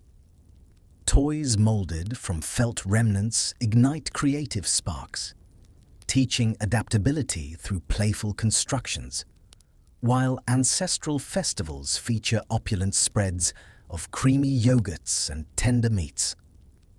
Their velvety tastes weaving cultural narratives that nourish the heart, transforming the steppe's vast mystery into a cradle of enduring affection.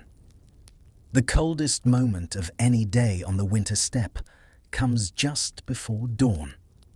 During the extreme zood of 2024, families had to take extra shifts to keep the fire alive, a sacrifice that saved their herds and their lives. The dawn routine begins with a prayer of gratitude to the earth and sky. As the grey dawn slowly brightens, it brings a sense of hope, a promise that tonight's sleep will be just as peaceful. This spirit of community is ancient. If a fire goes out in one jar, neighbours are quick to share their coals, a bond of solidarity that has lasted for millennia. Children wake up early to help care for the newborn lambs, continuing the routine of their ancestors. In 2026, while some jars now use solar panels to power small lights, the core routine remains unchanged. The lesson is one of sustainability, living with nature rather than destroying it. As the light returns, know that you have survived the night, just as they have for thousands of years. The sun has been gone for hours. The earth has radiated away what little warmth it held. The wind, if it's blowing, has had the entire night to push every bit of heat out of every crack and crevice. This is when thermometers reach their lowest readings. This is when animals huddle closest together. This is when, inside the jar, the carefully banked fire has burned through most of its fuel and threatens to go out entirely. This is the moment that requires what perhaps is most important of all consciousness: attention. The willingness to wake when every fibre of your being wants to stay in the warm cocoon of blankets and sleep. Around 3 or 4 in the morning, maybe a bit later in the dead of winter, when night stretches even longer, someone in the family begins to stir. Not because of an alarm. There are no alarms.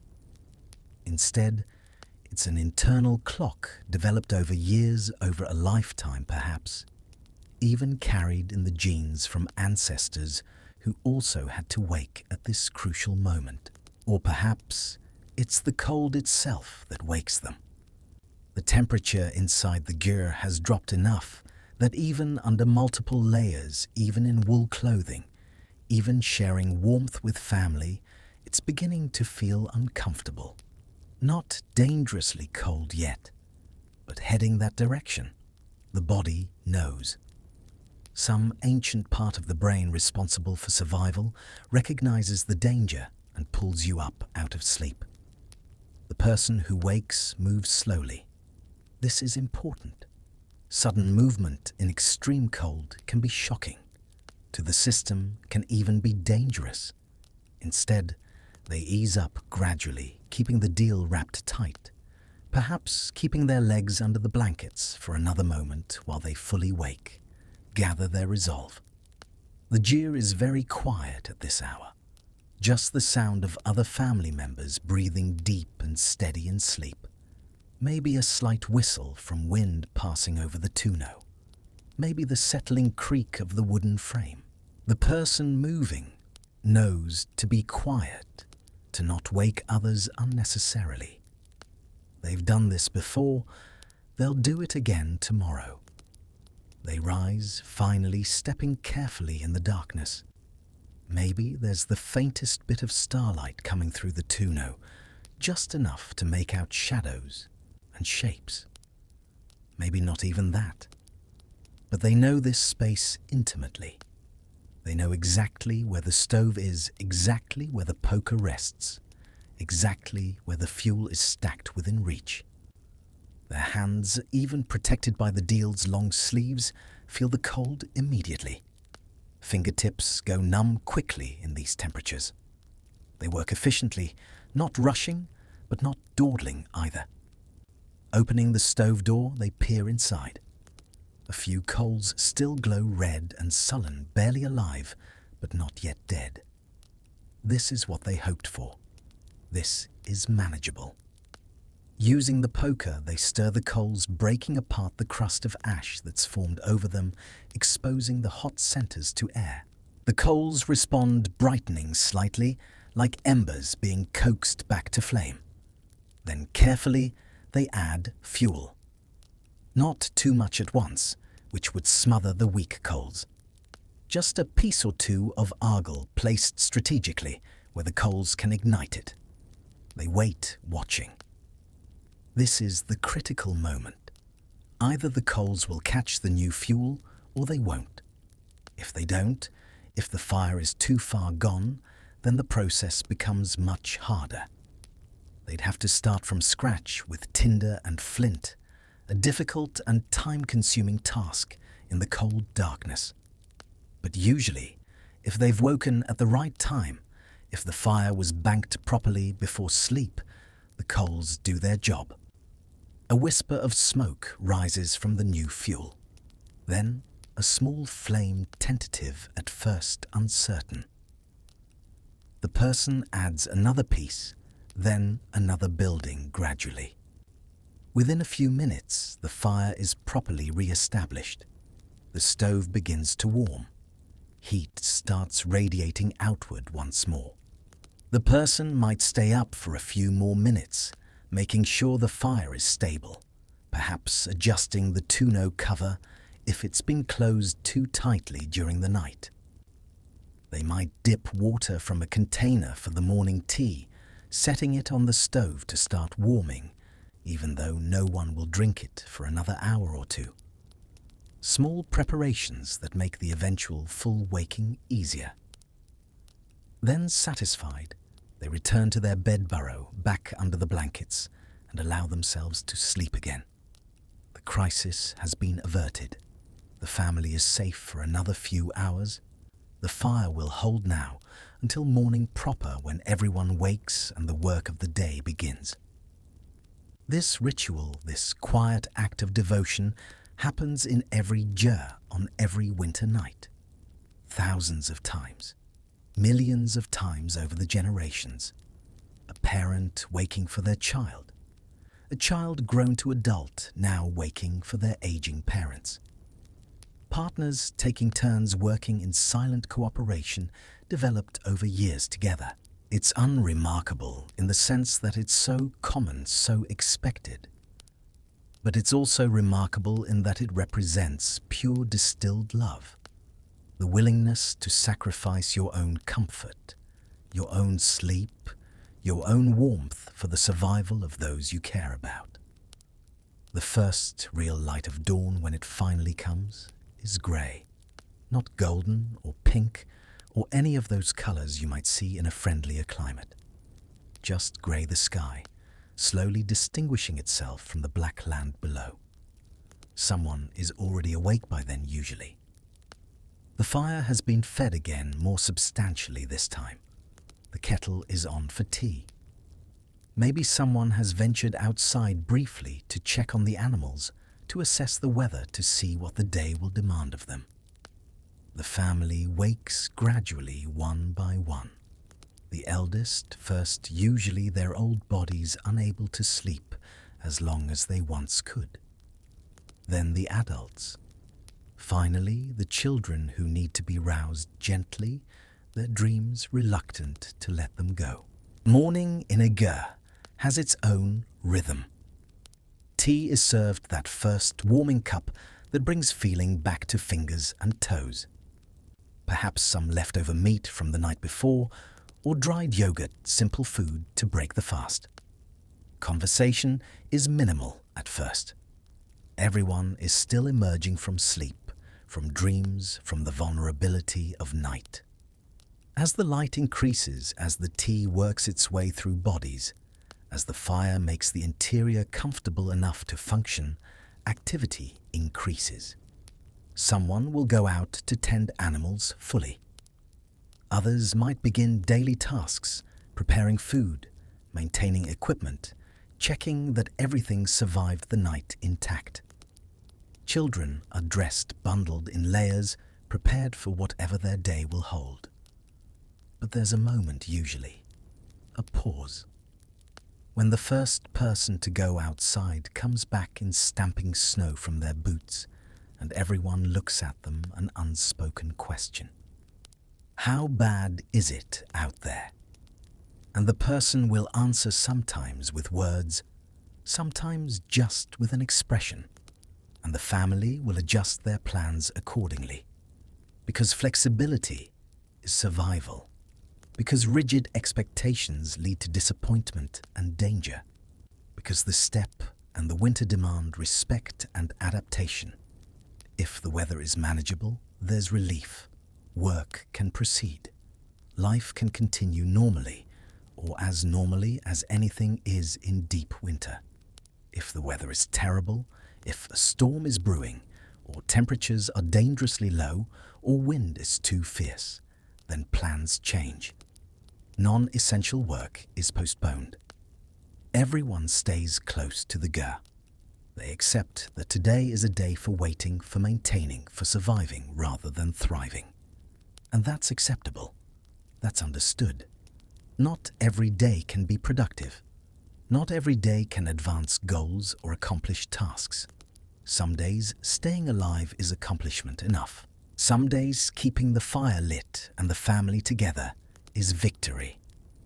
As morning fully arrives, as the sun, weak but welcome, clears the horizon and casts long shadows across the white landscape, there's a moment of gratitude that no one speaks aloud, but everyone feels. We made it. Another night survived, another dawn reached. The long winter isn't over, won't be over for months yet, but we're still here, still alive, still together. And so the cycle continues, day into night, into day, week into month, winter into spring eventually, though that's so far off, it seems almost mythical. But the nomads know it will come. They've seen it before. They'll see it again. For now, for today, for this moment, they have warmth enough. They have each other. They have the knowledge passed down through generations. They have felt and fire and the quiet determination that has kept their people alive for thousands of years. As dawn's tender glow pierces the veil of night, the steppe awakens in a symphony of subtle hues, where the horizon blushes with an alluring promise, captivating the heart with its gentle unfolding of light that whispers of rebirth and quiet magic. The nomads' visages, a deep terracotta sculpted by dawn's caress, reflect a mindset of hopeful vigilance where the mind navigates the transition from darkness with a blend of gratitude and resolve, seeing each sunrise as a victory of the spirit.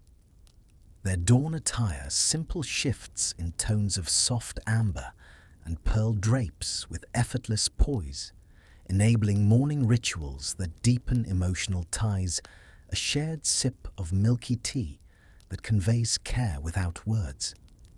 Toys awakened with the light, like miniature herders' tools, inspire early games that instill values of responsibility, while spring herald festivals brim with delectable pies filled with wild berries and nuts, their sweet tart essence celebrating renewal, fortifying communal love in the face of winter's lingering enchantment. And so, dear friend, we've traveled together through a single winter night on the Mongolian steppe. From snow used as insulation to the glowing heart of the stove, from understanding wind's path to the careful layering of warmth from the watching eye of the Tuno, to the hidden gift of dry air from felt's embrace, to that crucial moment before dawn when fire must be fed and life must be chosen again. These nomadic families didn't survive through luck. They didn't endure through some superhuman tolerance for suffering. They survived through knowledge, through attention to small details, through cooperation and love and an understanding of their environment, so deep it became almost instinctual. There's something we can carry from their story into our own lives. Not the specific techniques, perhaps. Most of us will never build a snowbank around our homes or wake at 4 a.m. to feed a dung fire. But the principles underneath, those translate. The principle that small, consistent actions matter more than dramatic gestures. The principle that working with your environment rather than against it leads to better outcomes. The principle that survival, whether physical or emotional or spiritual, comes from community, from shared burdens, from being willing to sacrifice comfort for the well-being of those you love. The principle that sometimes enough is enough, that you don't need luxury to be content, that warmth and safety and the presence of family can be wealth beyond measure. As you drift towards sleep now, here in your own warm place, far from Mongolian steppes and felt walls and dung fires, perhaps you can carry with you a sense of connection to those families, to all the humans who have ever faced harsh conditions and found ways to not just survive, but to thrive, to find joy and meaning and purpose even in difficult circumstances. You're part of that same human family, the same species that figured out fire and tools and language and community. The same species that looks at 40 below zero and says, "We can work with this." The same species that turns enemies into allies, that finds hidden gifts in apparent curses, that refuses to give up even when giving up would be so much easier. Before you go, before sleep takes you fully, I want to thank you for being here, for listening, for caring about these stories of human resilience and wisdom. If these journeys through history speak to you, if they help you rest, if they provide that companion voice in the quiet night, then please consider subscribing. Consider sharing these stories with someone who might need them, and let me know in the comments where you're resting tonight. What time it is in your part of the world, whether winter is pressing close outside your window or is just a distant memory. I read every comment. I appreciate every person who takes time to connect. We're scattered across the globe, but we're together in this quiet space, sharing these moments of reflection and rest. Now let your eyes close. Let your breathing slow. Let your body sink into whatever surface supports you. You're safe. You're warm enough. You're exactly where you need to be. And just like those nomadic families on the far steppe, you've made it through another day. You're here. You're alive. And that truly is enough. The fire burns low. The felt walls hold. The stars wheel overhead. And in the quiet darkness, stories continue, passed from voice to voice, from generation to generation, keeping us warm in ways that have nothing to do with temperature and everything to do with connection, with understanding, with remembering that we're never truly alone as long as we share our stories. Sleep well, friend. Dream of green grass and warm sun if you like, or dream of nothing at all. Either way, I'll be here, a voice in the darkness, keeping watch while you rest. That's what we do for each other. That's what humans have always done. And it's what I'm honored to do for you tonight. Until our next journey together, stay warm, stay curious, stay kind to yourself and others. And remember, Even the harshest winter eventually yields to spring. Even the longest night eventually meets dawn. Hold on. Keep going. You're doing better than you think. Good night.